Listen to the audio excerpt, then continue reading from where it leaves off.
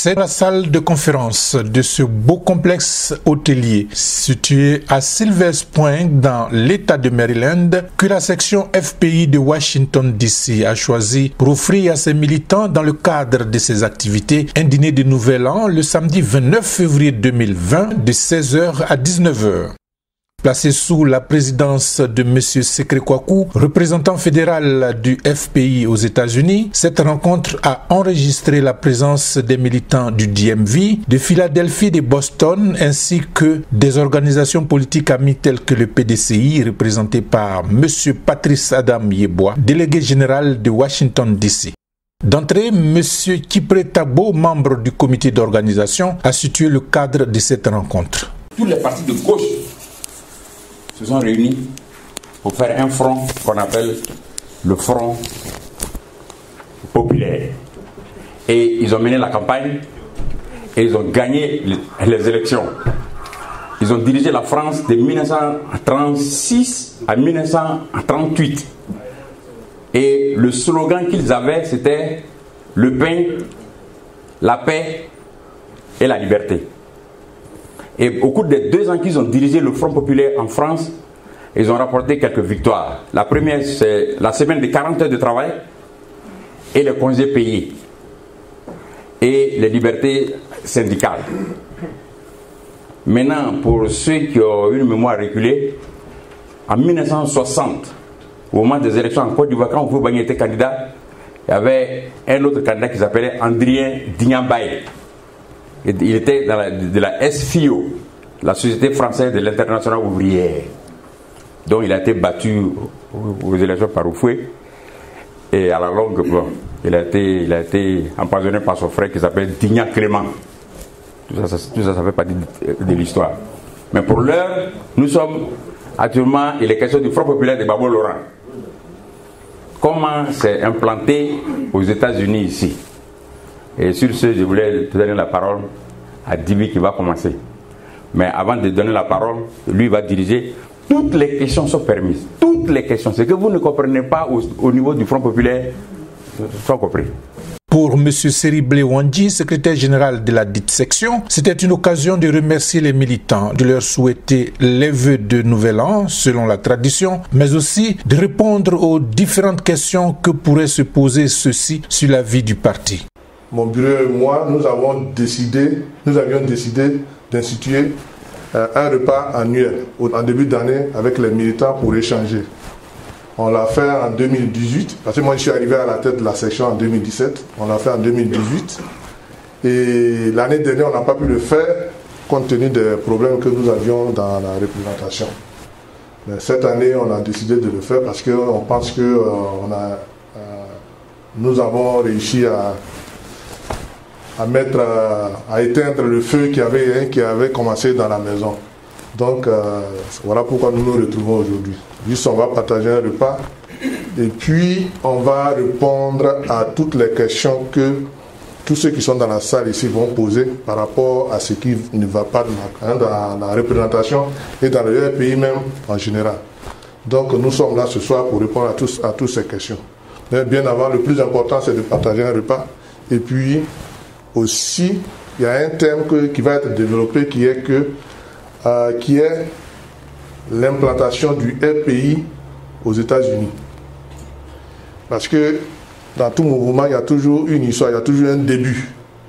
Donc le FPI, quand il a commencé aux États-Unis, il y a des gens qui étaient au départ et jusqu'à présent qui sont toujours là. Donc ces personnes-là ont besoin d'être connues par le grand public. Parce qu'aujourd'hui, il y a certaines personnes qui pensent que c'est eux qui ont amené le FPI aux États-Unis ici, alors que ceux-là même qui ont commencé le FPI aux États-Unis ici sont encore vivants. Et donc, c'est pour connaître ces personnes-là que nous avons aussi organisé ce repas. Donc, il y a quelqu'un, mon ami et prédécesseur, Gibi Emmanuel, qui a été représentant à son temps du FPI aux États-Unis, qui a été secrétaire général de la section de Washington. Donc il est celui qui va débattre de ce thème-là. Donc je vous demande un peu de patience. Et nous avons aussi mon fils, je l'appelle mon fils, voilà. Mais dans le cas du RPI, c'est un chachant, mais c'est mon fils qui vient de Boston. Il va nous entretenir aussi sur la vie du RPI d'avril 2011 jusqu'à présent. Donc, il aura un certain temps, peut-être 30 minutes, 45 minutes pour parler de cela. Et puis, bon, on peut lui poser toutes les questions qui vont nous passer par la tête. Et il va répondre. Donc, je voulais vous dire, pour finir, c'est un repas de début d'année. Et c'est une façon pour la section RPI de Washington DC de vous souhaiter une bonne et heureuse année 2020. Que tous les bontés cette année soient dans vos familles. Merci. Un thème principal a été choisi à cet effet, l'histoire de l'implantation du FPI aux États-Unis. Il a été développé par M. Emmanuel Djibi, l'un des pionniers du Front populaire ivoirien aux États-Unis, une façon pour lui de faire connaître aux militants les vrais instigateurs de la création du Front populaire ivoirien et le chemin emprunté pour y arriver dans le pays de l'oncle Sam. Selon l'orateur, cela n'a du tout pas été facile d'installer le FPI aux États-Unis. Le parcours a été long et plein d'embûches, mais l'objectif a été atteint. Plusieurs noms ont été cités, au nombre desquels Boiri Atea, Léonid Dali, Pascal Kokora, Dassé, André Kipré, Jules Seri, Étienne Taïzoué, Begré, Dalidji, Blé Zagui, Guy Mimi, Charles Jouayou, Xavier, Doumbia, Norbert Yao Yao, Jean-Paul Compo, etc. etc. On parlait chez Kokora. Au début,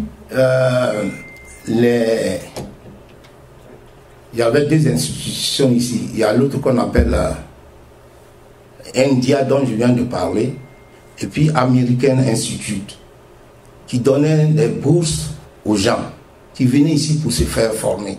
Ils venaient pour un mois à tour d'Europe. C'est comme ça qu'on a connu Adiafi, paix à son âme, Raphaël Lapé, Diego Bailly. Ces gens-là venaient chez Kokora et on les recevait. Je crois que la dernière personne qui est passée dans ce programme-là, c'est le ministre Amani Nguessan. Amani Nguessan est venu dans ce cadre-là et Henriette Gabati donnait une conférence à comment on appelle ça, à Howard University sur le peuplement de la Côte d'Ivoire. Je me souviens où elle disait que la Côte d'Ivoire, le peuple ivoirien et le peuple burkinabé, c'était le même peuple. Donc on ne devait pas parler du Burkina et de la Côte d'Ivoire. Et au sorti de cette conférence, le ministre Amani Nguessan a été appelé à Abidjan. Et c'est ainsi qu'il est rentré dans le gouvernement Gbagbo. Voilà. Donc c'est la dernière personne qui est passée dans ce programme-là. Il y a eu, comment on appelle ça, il y a Dassé, le feu Dassé qui vient de mourir, tout ce monde est passé ici. Donc on a commencé à faire le RPI. C'était difficile, parce que bon, les gens, ils avaient peur, bon, puis c'était difficile pour nous parce qu'on venait d'arriver, on n'avait pas de boulot. Il fallait se déplacer, il fallait faire ceci. Et on a commencé à faire ça. Et en 92, Gbagbo a été arrêté. À la suite de ce que vous savez tous, bon, la marche a dégénéré, il a été arrêté. Et c'était le premier combat qu'il fallait mener. Il fallait manifester. On n'était pas nombreux.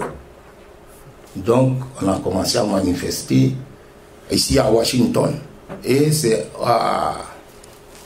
à l'Institut NDI là, que j'ai fait la connaissance de deux Congolais de la République démocratique du Congo, enfin du Zaïre, Kamba Kamagou Jean et puis Gilbert. Donc ces gars-là, ils ont épousé notre cause. Et ils manifestaient, ce sont des gens de l'UDPS. Et puis nous, ils manifestaient, ils luttaient contre Mobutu. Et puis nous, on luttait contre Oufoué. Donc c'est comme ça qu'on a fait les manifestations. Donc pour grossir notre nom, on s'associait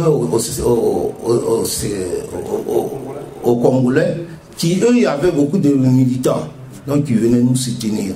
Je crois qu'on a eu aussi quelques Libériens. Et c'est comme ça que nous avons commencé à militer. Et ce qui va nous booster, c'est que après sa sortie de prison en 92, je crois que c'est plus en juillet ou je n'ai plus cette date la même. Ouais, après sa sortie de prison en 92, le président Gbagbo est venu ici. C'était sa première visite, mais une visite privée. Il est arrivé, il était en compagnie d'un journaliste qu'on appelle Ali Keïta. On le connaît sous le nom de plume Ozoua, il s'appelle Ozoua, mais Ali Keïta. Voilà, Ozoua Marie Chantal. Ils sont venus, ils étaient venus voir un monsieur ici qu'on appelle Diané, un homme d'affaires, qui devait lui donner de l'argent pour préparer les élections de 95. Donc il est venu, il a fait 3 jours. On a dit chez Diané, Diané a dit que bon, il n'avait pas d'argent. Il est reparti, il est parti. Et puis 10 jours après, il est revenu. Sur appel de Diané. Et quand il est venu, Diané lui a dit d'aller voir un monsieur, un de ses amis, homme d'affaires, qui serait au Niger. Donc il est reparti. Mais son passage ici nous a donné un coup de pouce. Parce que ça a permis aux Ivoiriens qui étaient sympathisants du RPI de venir. Donc c'est comme ça que le groupe a commencé à se mettre en place. On a eu des gens comme Bossé qui ont décédé, Bossé, puis d'autres. Il y a des Ivoiriens comme Kipré André, il s'appelle. Il n'était pas encore ici. Enfin, il était ici. Et j'ai rencontré ce Kipré-là chez Dali Loni. Dali Loni, elle n'est pas ici, mais elle vit à d'ici. C'est une dame qui habitait dans le même complexe que nous. Et chez elle, il y avait tous les jeunes de Dalois qui venaient ici, elle les recueillait. Donc Théa et moi, on passait là-bas. Kamba aussi, on passait là-bas et on discutait. Hein? Ouais, on était dans le même quartier que Kamba, le Zaïrois dont je parle. Donc on s'est retrouvés chez Dali, on mangeait là, on bavardait. Et c'est là que je l'ai venu en 93. Je crois que c'est en avril 93. Syrie nous a rejoints. Et nous avons commencé à mener la lutte. C'était difficile. Il fallait se déplacer. On n'avait pas d'argent. Mais Dieu a fait les choses que Syrie et Tia ont eu des cartes de crédit ici. Tia avait une carte américaine express, Syrie en avait. Parce que on ne nous donnait rien. Puis on était payé à l'heure. Donc il fallait se déplacer pour aller à des réunions, ceci, cela. C'était difficile. C'est les deux là qui ont financé. S'ils ont un mauvais crédit, c'est à cause de FPI. Oui, parce que toutes les cartes de crédit ont été grillées. Voilà. Donc voilà les deux qui ont fait que le FPI a... Et on était souvent partis. Parce que Kokora, il était enseignant. Donc il n'avait pas le temps de partir. C'est nous qui partions. Moi je me souviens que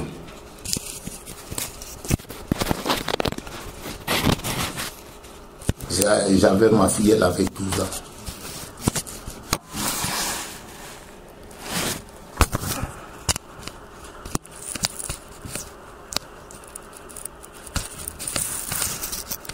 J'avais une fille de 12 ans.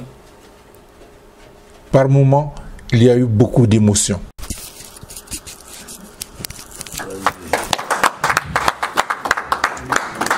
On la laissait et puis on partait. Et quand on revenait, j'étais là-bas, puis elle appelle. Papa.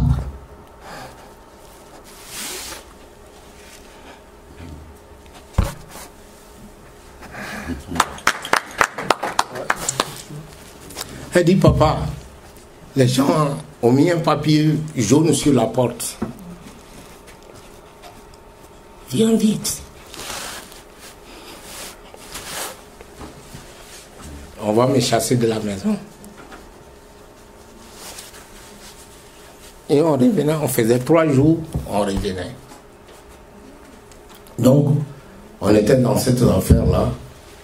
Et puis, nous, notre section était créée. Et j'en étais le responsable.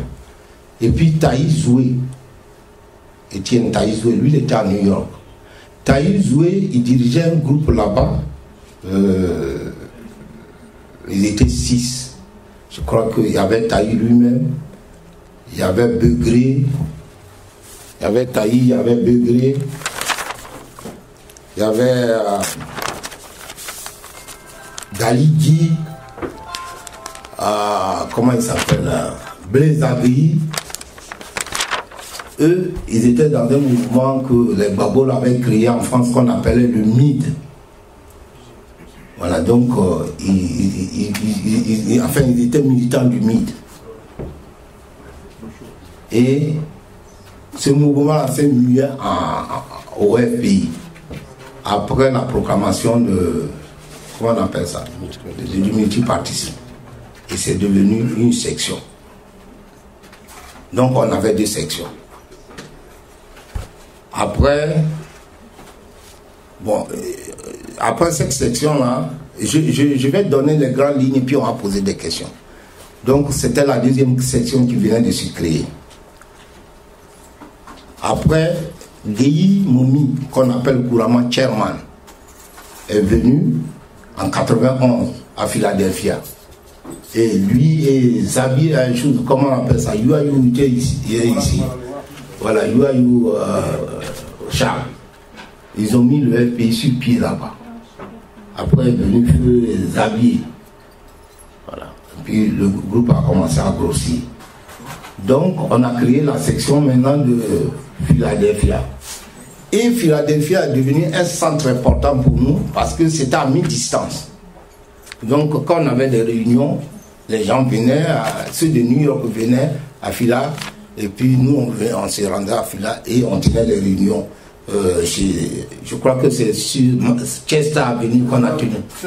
Voilà, c'est là on tenait, j'ai l'adresse ici là, c'est là on tenait les réunions. Et puis après on a connu Doumia est venu s'ajouter au groupe. Donc ce Doumia là, il était dans un appartement, un townhouse, et c'est dans son basement maintenant qu'on s'est rencontrés. Et voilà les 2 sections, les 3 sections. Plus tard, on va créer la section de Géorgie. On ira en Géorgie. Il y avait un embryon de section à comment on appelle ça, à Boston. Parce qu'à Boston, il y a comment on appelle ça, il y a Compo, Jean-Claude Compo. Je crois que ceux qui sont ici le connaissent, mais Jean-Paul Compo. Ouais, Jean-Paul Compo. Ce Jean-Paul Compo là, il était à New York. Il était à Queens. Le frère de Zadi, là, comment il s'appelle? Zadi est jeune. Ouais, Zadi est jeune. Voilà. Et puis IBI Laurent. Ils habitaient à Queens. Et c'est à Queens là qu'ils faisaient EFPI. Bon, ils participaient aux réunions et Jean-Paul Compo est allé s'installer à Boston. Bon, là-bas, il a rencontré Balé. Ils faisaient militer. IBI va les rejoindre après, mais IBI a servi, il a travaillé avec Taï au niveau de la section de New York, où il occupait le poste de chargé de communication. Donc c'est comme ça IBI Laurent. Et après, il a rejoint Combo à Boston. Après est arrivé à Sikri. Sikri est arrivé, je crois, c'est en 94. Et Sikri a beaucoup travaillé avec Kwaku. Avec Taï. Sikri a travaillé avec Taï, il a été le secrétaire chargé de la jeunesse. Mais comme il militait au pays, il était très dynamique. Donc, très dynamique, il a travaillé là. Et à un certain moment, je crois que c'est en 97-18, il est parti dans le Midwest, à Chicago. Et quand il partait, Taï lui a confié la mission d'implanter le FPI là-bas. Donc, c'est qu'il a été accueilli par Guy Bernard, Séri Guy Bernard. Séri Guy Bernard qui était ici avec nous, qu'on a rencontré chez Dali et qui militait aussi avec nous. Donc, Sécré va créer la section de Chicago, il va créer la section de Kansas City, qui sera dirigée par, comment on appelle ça, Koudou, le docteur Koudou, qui est enseignant, qui aujourd'hui est dans le Missouri. Ils vont créer un truc à Minneapolis. Ouais. Le secrétaire c'est Serge Nyawa. Serge Nyawa. Il va créer une section à Michigan. Et puis Alabama, je ne sais plus. Alabama Champagne. Alabama Champagne. Donc Sécré va créer toutes ces sections-là.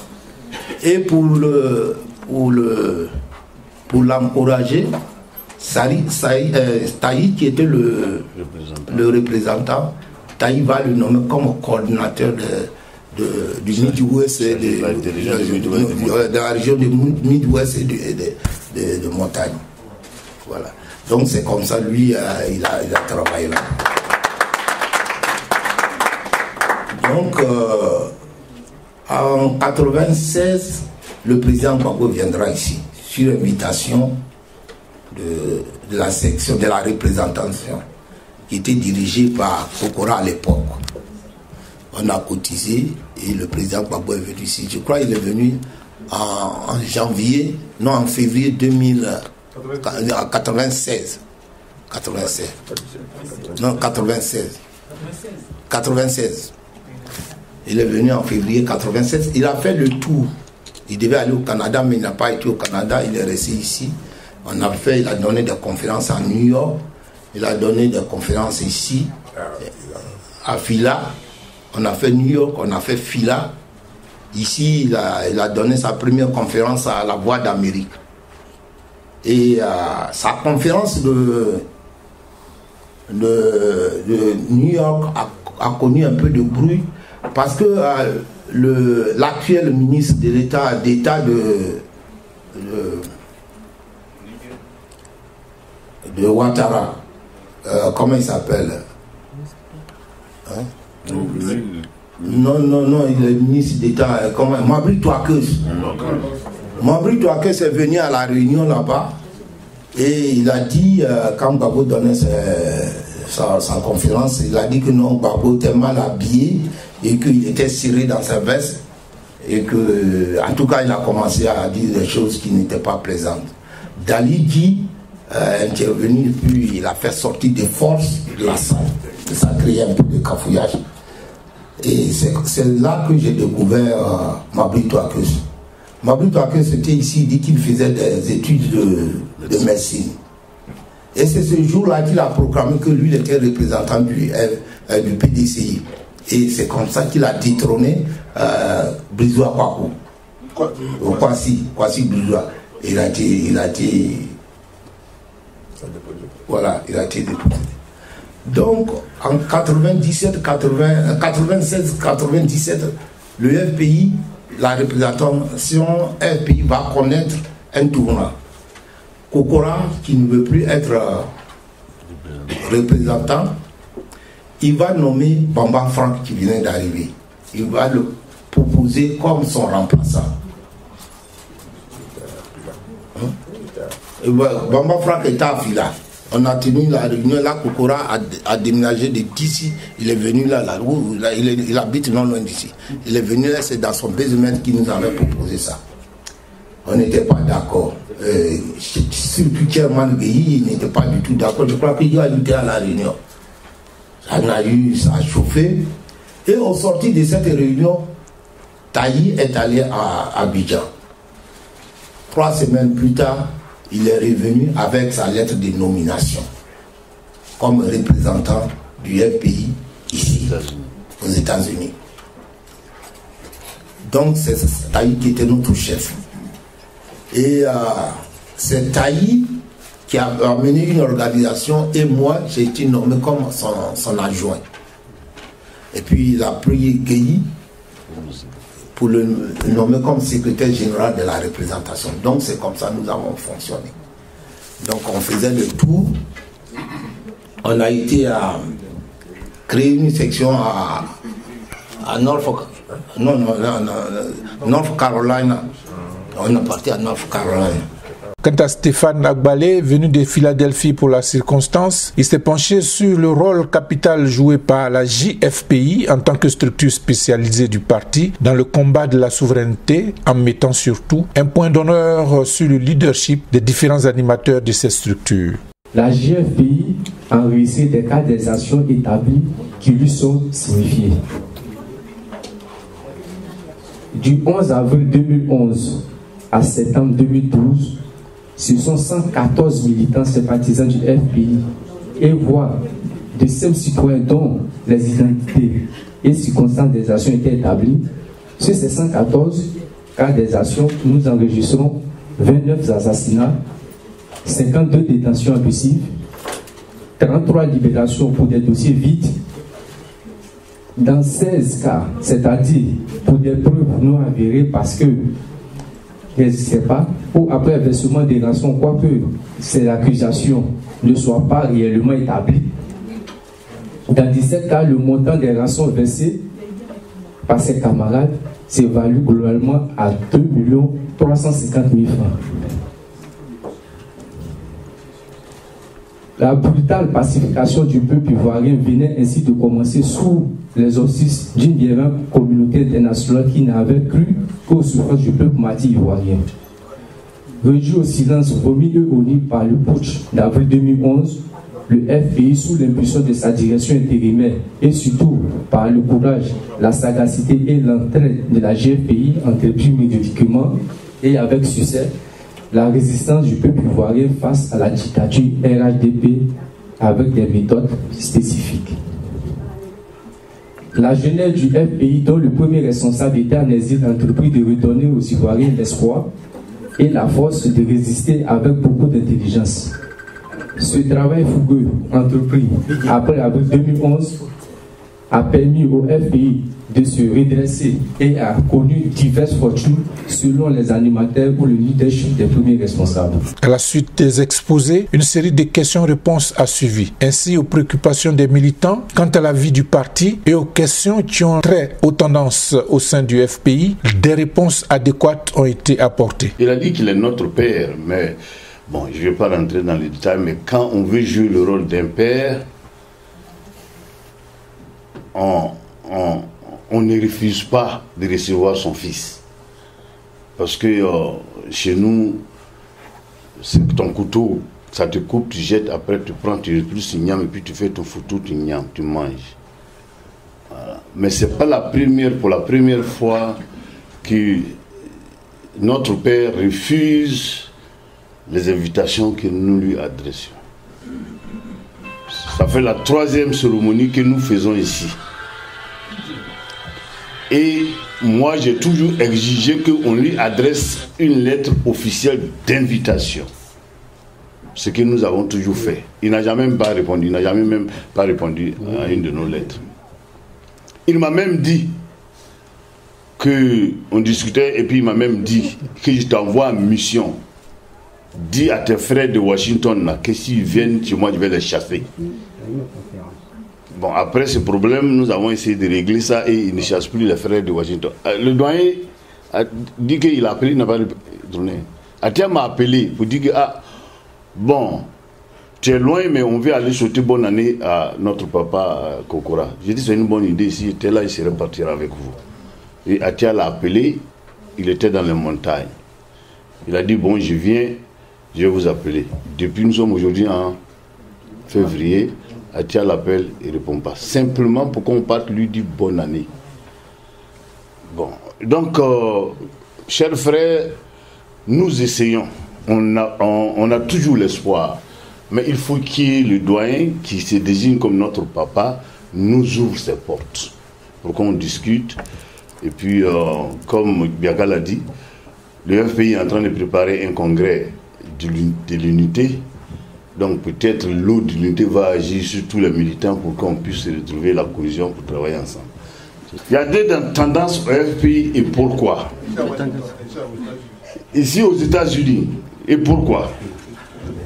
Bon, c'est ça là qui fait. Hein. Parce que, vous savez, le FPI est un parti organisé qui a des règles. Et notre président, le président Laurent Gbagbo, qui est aujourd'hui déporté à La Haye, a été déporté parce que c'est un homme de droit, parce qu'il veut qu'on respecte les règles que nous nous sommes données. Donc le président Gbagbo ne peut pas souffrir et être hors de son pays et qu'on utilise son nom pour bafouer le texte que lui-même il a créé. Et nous, quelqu'un l'a dit aussi, nous connaissons notre père, nous savons ce qu'il peut faire et ce qu'il ne peut pas faire. Et le président Gbagbo, en 2000, il y a ça parmi nous là, il y a déjà des gens, il y a beaucoup qui se proclament les élèves du président. Mais nous, non seulement nous proclamons des élèves du président, mais nous voulons être des bons élèves. Parce que dans une classe, il y a des élèves, hein, mais il y a des mauvais et des bons. Nous, on veut être les bons élèves du président Gbagbo. Parce que le président Gbagbo, en l'an 2000, quand il a pris le pouvoir, il nous a parlé à travers ses enfants, ses propres enfants. Il a réuni ses fils, ses enfants, il les a dit: ce que je peux vous donner comme héritage là, c'est mon nom. Ne pensez pas qu'un jour je vais prendre l'argent, laisser mourir, vous allez hériter. C'est nous le sommes. Mais il nous a parlé, il a parlé à nous tous à travers ses enfants.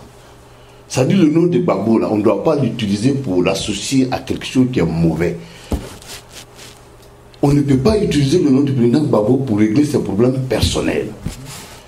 Le FPI est un parti politique. On peut ne pas être d'accord. Mais ce n'est pas parce que moi, c'est quelque chose que je ne suis pas d'accord avec Bléziri que j'ai dit, bon, je vais utiliser le FPI pour lui régler son compte. Les choses ne marchent pas comme ça. Donc, le président, vous savez, le président à La Haye, et nous savons les conditions de La Haye. Les gens parlent au nom du président. Gbagbo a dit, Gbagbo a dit. Abdourahmane Sangari, une de ses dernières interviews avant de mourir, quand le journaliste lui a demandé: est-ce que tu parles à Gbagbo avant de prendre tes décisions? Il a dit: non, je n'ai pas besoin de lui parler. Parce que de là où il est là, il sait ce qu'il veut que je fasse. Parce que je le connais. Donc nous connaissons Gbagbo, nous savons ce qu'il peut faire et ce qu'il ne peut pas faire. Et lui-même il a dit à La Haye que quand un homme est né, quand il marche, il laisse des traces. Nous, les traces que Laurent Gbagbo nous a laissées là, quand on nous dit, qu'on vient nous dire que Gbagbo a dit, c'est dans ces traces-là qu'on regarde. Parce que dans ces traces-là, on ne voit pas du mensonge. Dans ces traces-là, on ne voit pas de la vengeance. Dans ces traces-là, il n'y a pas de la marmaille. Dans ces traces-là, il n'y a pas ce qui est faux. Donc quand on vient, quand on va là-bas, qu'on vient nous dire Gbagbo a dit, nous on regarde ces traces-là. Si ce que tu viens nous dire là, nous on n'a pas vu dans ces traces-là, on ne croit pas. C'est pourquoi le FPI est divisé.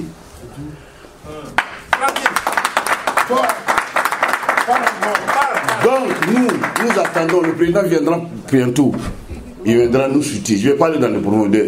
C'est ceux qui se donnent le privilège de s'égaler au plus proche du président utilisent mal souvent le nom du président, tout en peut-être ils ne savent pas qu'ils lui font du mal. Mais le président va sortir, il va parler. Aujourd'hui, il ne peut pas parler parce qu'il regarde, c'est pourquoi il regarde faire. Mais quand il viendra, je crois que le problème sera résolu. Soyons patients. Il sera là. Et nous allons nous entendre et le problème sera réglé. Le FPI va se retrouver. Pour le moment, nous travaillons. Nous préparons l'arrivée de notre chef. Et nous sommes sûrs et confiants qu'il viendra. Et il viendra nous trouver et il va nous juger. Il va nous juger selon le travail que nous avons fait sur le terrain. Pour le moment, c'est ce que je peux dire. Je vous remercie. Je voudrais ajouter aussi que concernant Gbagbo a dit, concernant la diffusion, comme la camarade vient de le signifier au niveau des États-Unis, ce n'est pas les États-Unis seuls. Concernant les représentations, ce n'est pas seulement les États-Unis. Donc, à partir de là, on doit comprendre qu'il y a quelque chose. Donc, ce n'est pas la personne de secret. C'est qu'il y a quelque chose.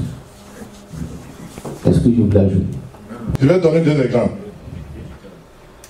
Quand vous allez passer un permis de conduire, il y a ce qu'on appelle le code de la route.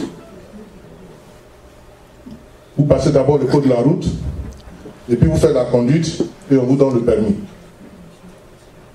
Mais ce n'est pas parce que vous avez eu le permis que le code de la route, là, vous allez l'oublier.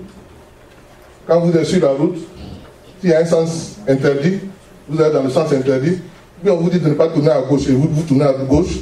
On vous dit de ne pas tourner à droite, vous tournez à droite, vous êtes en train de violer la loi. Yes. Et ce que j'aime bien aux États-Unis ici, il y a des gens sur la route. Tu ne vois pas de policiers dans des environs. Mais quand tu fais une bêtise, 30 secondes tu suis, il y a un policier qui te pull over. C'est la même chose dans un parti politique. Le RPI est un parti politique qui a des tests. Merci là-bas. Le RPI est un parti politique qui a des tests. Les tests, ce sont les garde-fous que le parti se donne pour se protéger et pour rester dans une vision. Donc, si quelqu'un, parce que il est à un poste de responsabilité au RPI, dit qu'aujourd'hui il va fouler les têtes du RPI aux pieds, ça va être un problème. On ne peut pas avancer. Merci. Parce qu'au RPI, il y a 3 structures de décision. Il y a le Congrès, il y a la Convention et le Comité central. Merci. Le Congrès de Mossoul a nommé des gens. Et le Congrès de Mossoul a pris des décisions pour dire que les représentants qui sont en place dans les pays où nous avons des représentations, ils restent en place. Ceux qui ne veulent pas continuer à travailler comme représentants, qui nous proposent quelqu'un, son adjoint, et puis on va le mettre en place jusqu'au... il va assurer l'intérim jusqu'au prochain congrès. Merci. Et c'est ce que le congrès de Mossoul a décidé. Sangaré meurt, on l'enterre, 15 jours après... 4 mois plus tard. 4 fois. Non. Je dis, Sangaré meurt, il est mort en novembre. Oui. On l'a enterré en décembre, Oui. 15 jours plus tard, on apprend sur les réseaux sociaux que Sur Facebook. il y a des représentants qui ont été nommés, qui ont été remplacés. En dehors des résolutions du congrès de Mossoul. C'est cela que nous combattons. Parce que c'est du faux, ça a été fait en dehors des résolutions du congrès de Mossoul. Si les gens qui ont pris cette décision-là de nommer d'autres représentants en dehors du congrès de Mossoul, parce que ceux-là même, ils ont été nommés au congrès de Mossoul. Donc, s'ils ne respectent pas les résolutions du congrès de Mossoul, ça veut dire qu'eux-mêmes, leur titre là, ça ne doit pas exister. C'est le problème. Ça ne doit pas exister. Et c'est le problème que nous avons au RPI. Il veut un congrès unitaire. Aujourd'hui, le problème qui se pose au RPI, c'est qu'il y a des légalistes, il y a des gens qui veulent suivre les têtes du RPI. Ils pensent que c'est ce qu'il faut pour que le parti survive. Et il y a des gens qui disent que nous venons du marché de Bamako, on va faire ce que nous voulons faire. Voilà. Parce que quand tu arrives au marché de Bamako, quand tu rentres, c'est que tu cherches avant de sortir de l'autre côté, tu vas avoir. Il y a le marché, il y a 2 marchés comme ça dans ce monde. Il y a le marché de Karachi et il y a le marché de Bamako.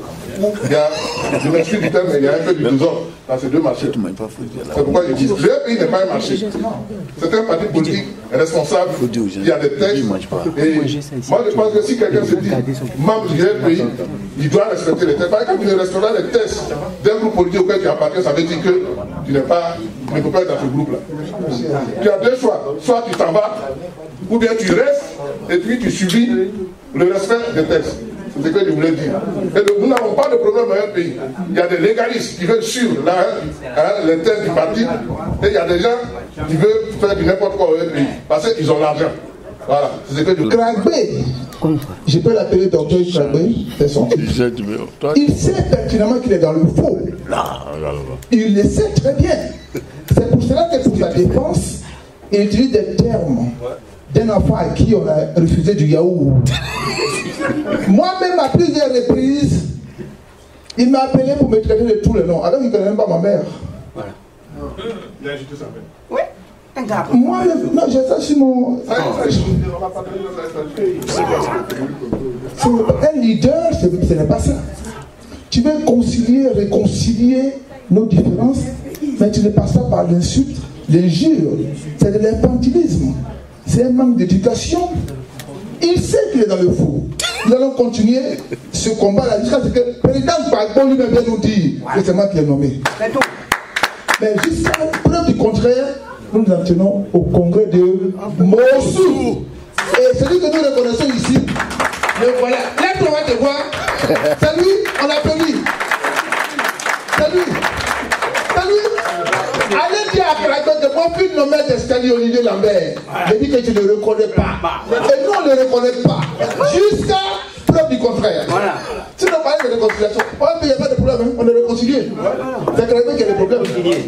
Si on est réconcilié, on sait qu'en octobre, on va aller aux élections, on va battre Ouattara. C'est ce qu'on sait. C'est un petit problème.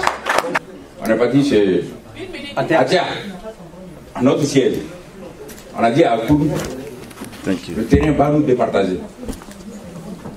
C'est un terrain qui est politique, on n'est pas sous l'arbre à palabre. Le terrain, j'ai dit, le terrain, nous on va faire démissionner Kragbe avec le terrain.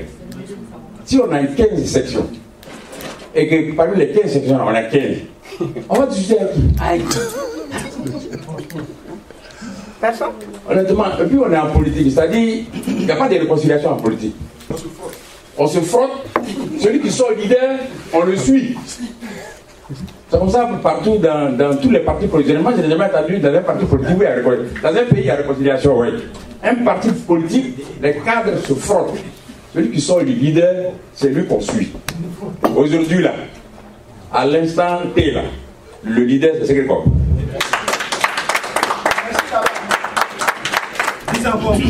Parce que même si on s'assoit sur une table avec Kragbe, il va venir à quoi? Sekre va venir à 15 sections. Kragbe va venir à combien de sections? 3. Il n'a même pas 3. Dans chaque section, il a 2 membres. C'est vrai, quand Biaka a entamé ce problème, moi-même, il m'a raconté que sur le trésorier, en toute vérité, j'ai dit Biaka, personnellement, je vais me poser à tes efforts. Ouais, et là. Un jour, il a affiché un truc sur Facebook. Une minute après, j'ai répondu. Il a pris son téléphone, m'a dit qu'il prenait mon frère. Il a dit, je ne suis pas ton frère. On a rigolé. Et puis ça a passé. Mais j'ai dit, si on veut régler ce problème-là, il faut qu'on aille dans un sens plutôt politique. Que le leader soit reconnu et qu'on avance avec lui.